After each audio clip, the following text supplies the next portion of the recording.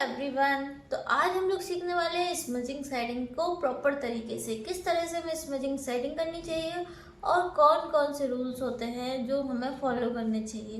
तो चलते हैं, हम सीखते हैं स्मजिंग शेडिंग को प्रॉपरली। तो हम लोग सीखने वाले हैं स्मजिंग शेडिंग के बारे में। तो सबसे पहले हम लोग ले लेंगे अपनी सारी पेंसिल्स। अगर आपके पास हैं ब्लेंडिंग सिस्टम तो आप ब्लेंडिंग सिस्टम ले लीजिए या फिर कॉटन ले लीजिए। इसके अलावा आप ले लीजिए एक कुछ टिश्यू पेपर भी ले सकते हैं, तो या पेपर भी ले सकते हैं। इस तरह से आप अपना सामान ले सकते हैं।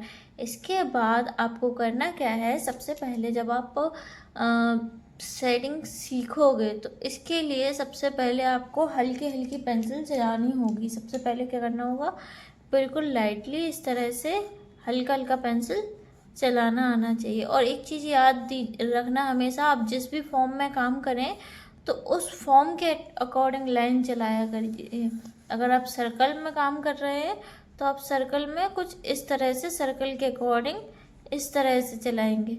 और अगर आप स्क्वायर में यानी कि हम लोग कर्व चलाएंगे, हल्का हल्का चलाना है आपको, कोई ज़्यादा डार्क नहीं चलाना है, क्योंकि बाद में हमें इसको मिक्स करना है, मर्ज करना है।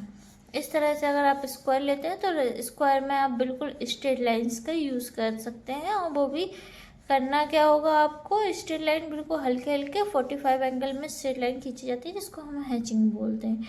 इसके बाद आपको ध्यान देना होगा वैल्यूज़ के बारे में। वैल्यूज़ यानी कि एकदम से आपको कोई भी डार्क पेंसिल यूज़ नहीं कर देनी है। ये क्या होता है, ये गलत होता है। हमें यूज़ करना क्या है, हल्की पेंसिल ही यूज़ करनी है। हमें क्या करना है, हल्की ही पेंसिल यूज़ करनी है।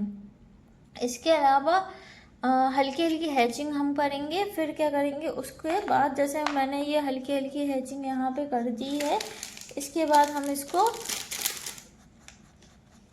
मिक्स करेंगे। तो हम क्या करेंगे, या तो हम ब्लेंडिंग ब्रश का भी यूज़ कर सकते हैं, तो हम ब्लेंडिंग ब्रश ले लेंगे, या फिर अगर आप चाहो तो पेपर स्टम्प ले सकते हो। इस तरीके से आप कर सकते हैं। इसके बाद हम आपको प्रॉपर तरीके से बताते हैं कि आपको करना किस तरह से है। तो ये हम प्रॉपर तरीके से आपको, सबसे पहले हम ले लेंगे एक सर्कल। बिल्कुल हल्के हाथों से बनाना है, हमें कोई डार्क लाइन नहीं देनी है, क्योंकि डार्क लाइन देने से वो ख़राब हो जाता है। और तो बिल्कुल हल्के हाथों से हम बनाएंगे, कोई प्रेशर नहीं देंगे। इसके अलावा हम है ना सबसे लाइट पेंसिल 2B या HB से इस सर्कल को बनाएंगे, ठीक है।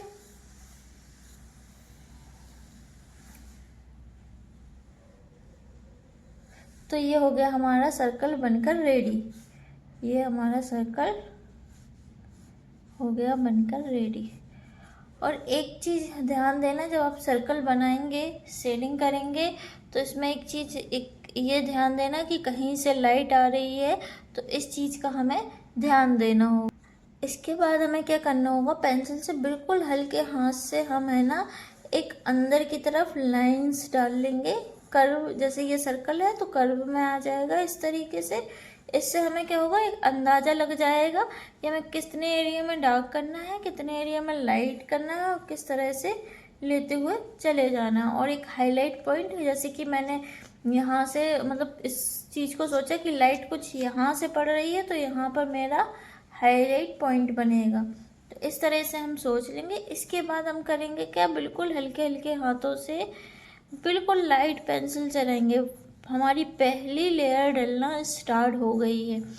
और पहली लेयर डलने के बाद इसके बाद हमें करना क्या होगा, जहाँ और मतलब धीरे धीरे जैसे एक लेयर डल गई, फिर हम इसको है ना पहले मिक्स कर देंगे। जिस भी टूल से आप मिक्स करना चाहें उस टूल से आप मिक्स कर दीजिए। उसके बाद हम दूसरी लेयर डालेंगे, फिर दूसरी लेयर से मिक्स करेंगे। जब हमारी दूसरी लेयर कंप्लीट हो जाएगी तो हमें ये चीज़ ध्यान देनी होगी कि हमें डार्क कहाँ करना है, लाइट कहाँ छोड़नी है, मिड टोन कहाँ छोड़नी है, और हाईलाइट पॉइंट कहाँ छोड़ना है। उस अकॉर्डिंग हम दोबारा करेंगे। हम एक चीज़ हमेशा ध्यान देना कि आप एकदम से डार्क मत चला देना पेंसिल, इससे ये ख़राब हो जाएगा। आपको स्टेप बाय स्टेप ही करना है।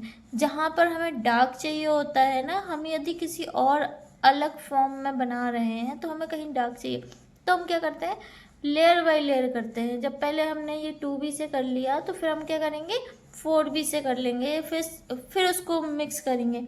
देन हमारा जब 4B से कंप्लीट हो जाएगा, देन हम लेंगे क्या, 6B पेंसिल। तो हम स्टेप बाय स्टेप इस तरीके से सारी पेंसिल लेते चले जाएंगे। और एक चीज़ और होता है कि जब हम ये सारा कंप्लीट कर लेंगे, उसके बाद हमें शैडो भी बनानी होती है। तो शैडो को भी हम इसी तरीके से स्टेप बाय स्टेप ही बनाएंगे।